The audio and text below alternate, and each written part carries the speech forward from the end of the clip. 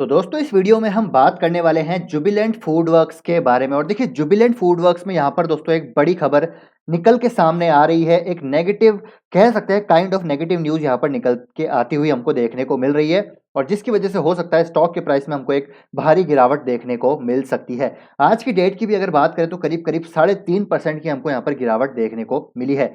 तो क्या है दोस्तों ये न्यूज़, पूरी डिटेल जानकारी आपको देने वाला हूँ। अब हमारी आगे की क्या रणनीति होनी चाहिए जुबिलेंट फूड वर्क्स में, पर्सनली मैं क्या करने वाला हूँ, इस वीडियो में आपको मैं डिटेल में सारी जानकारी दूंगा। सारे डाउट्स आपके यहाँ पर क्लियर मैं करने वाला हूँ।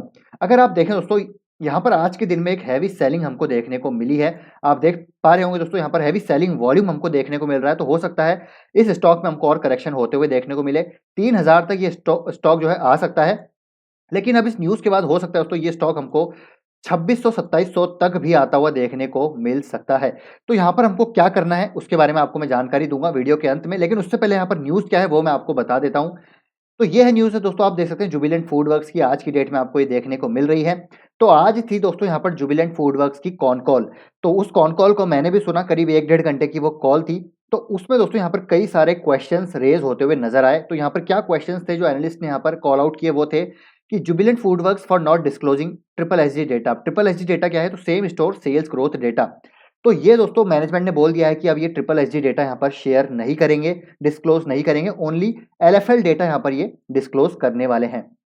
तो ये एक नॉन डिस्क्लोजर था। अब की बार जो क्वार्टरली रिजल्ट आया उसमें हमको ये डेटा देखने को नहीं मिला, जिसकी वजह से बहुत सारे एनालिस्ट, सिर्फ एक दो नहीं दोस्तों, मैं भी यहाँ पर कॉन कॉल सुन रहा था तो उसमें कई सारे 5-6 एनालिस्ट ने इस पे सवाल उठाए कि आप ये क्यों कर रहे हैं। तो उसका हालांकि यहाँ पर इन्होंने रैशनल भी दिया है क्यों कर रहे हैं, वो मैं आपको यहाँ पर बताता हूँ। अब यहाँ पर सबसे पहले हमको समझने की बात यहाँ पर क्या है कि ट्रिपल एसजी क्या होता है, एलएफएल क्या होता है। तो बेसिकली दोस्तों देखिए, same store sales growth data मतलब क्या होता है कि मतलब इसका मतलब ये है, अगर मैं आपको बहुत ही सिंपल टर्म्स में समझाऊं, हालांकि ये काफ़ी वाइड एक टॉपिक है, लेकिन अगर मैं सिंपल टर्म्स में समझाऊं तो यहाँ पर बेसिकली जितने भी नए स्टोर ओपन होते हैं, जितने भी नए, मतलब रिटेल बिजनेस की मैं टोटली बात कर रहा हूँ, जहाँ पर जितने भी सेम जो भी स्टोर ओपन होते हैं उनकी सेल्स ग्रोथ को यहाँ पर दर्शाता है ट्रिपल एसजी डेटा की।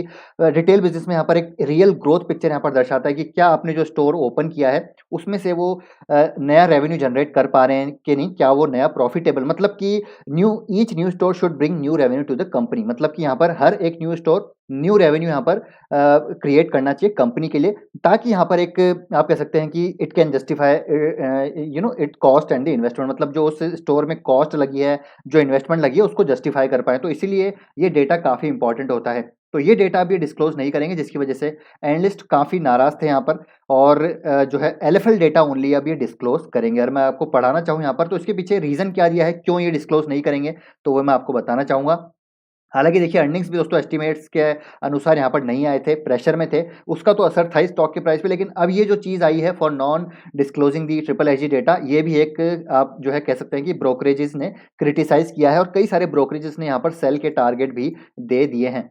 अब यहाँ पर अगर बात करें मैनेजमेंट ने यहाँ पर क्या बोला है, तो यहाँ पर देखिए मैनेजमेंट ने बोला है कि जो एलएफएल बेसिकली जो एलएफएल डेटा है, जो ग्रोथ डेटा है, is much more correct indicator for their underlying progress. तो कॉर्पोरेट यहाँ पर बोल रहा है कि दे आर इंप्लीमेंटिंग फॉर्ट्रेसिंग तो ये एक प्रोसेस दोस्तों यहाँ पर ये लॉन्च करने जा रहे हैं। One thing that dominate itself has carried out with in the US, जो कि यूएस में ये ऑलरेडी इंप्लीमेंट कर रहे हैं, जिसको चला रहे हैं। The technique goals to shrink supply radiuses and the supply time, placing shops as short as potential to as many shoppers as potential. मतलब कि यहाँ पर मैनेजमेंट का कहना है कि जो ग्रोथ है वो बहुत ही ज़बरदस्त हमको यहाँ पर आती हुई देखने को मिल रही है। मैनेजमेंट का दोस्तों ये कहना है, जो कॉन कॉल में बोला गया है वो मैं आपको बता रहा हूँ कि ग्रोथ काफ़ी अच्छी आ रही है और इसकी वजह से आप देखिए लगातार इनके स्टोर्स ओपन होते जा रहे हैं।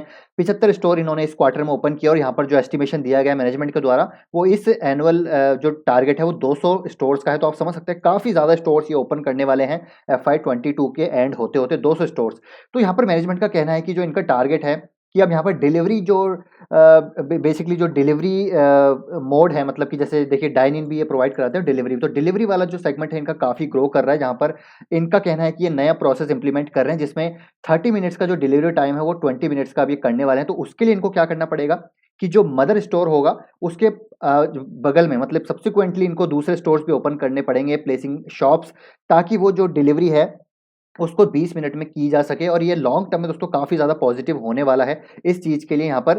तो बेसिकली इनका कहना है कि उस चीज़ के लिए बेसिकली हम जब शॉप ओपन करेंगे, सब्सिक्वेंट हम एक मदर स्टोर के पास एक और स्टोर ओपन करेंगे, तो उसका जो करेक्ट इंडिकेटर होगा ग्रोथ का वो एलएफएल होगा, तो उसमें ट्रिपल एसजी का यहाँ पर कोई भी महत्व नहीं रह जाता। हालांकि शॉर्ट टर्म में एक नेगेटिव इंपैक्ट हो सकता है, लेकिन लॉन्ग टर्म में ये काफ़ी पॉजिटिव होने वाला है, ऐसा मैनेजमेंट ने कहा है। इसलिए अभी सिर्फ एलएफएल डेटा ही डिस्क्लोज करेंगे। तो यहाँ पर दोस्तों मैनेजमेंट का ये कहना है कि FY22 में 200 स्टोर ओपन करने वाले हैं और डेफिनेटली जो फॉर्ट्रेसिंग एक नया प्रोसेस ये इंप्लीमेंट करने वाले हैं, तो उसका यहाँ पर काफ़ी बेनिफिट होगा लॉन्ग टर्म में। और प्राइस इंक्रीज भी इन्होंने रिसेंटली किया है, तो उसकी वजह से कोई डिमांड इम्पैक्ट नहीं हुई है। तो Q4 से हमको यहाँ पर अगेन एक मार्जिन में इंप्रूवमेंट देखने को मिल सकता है।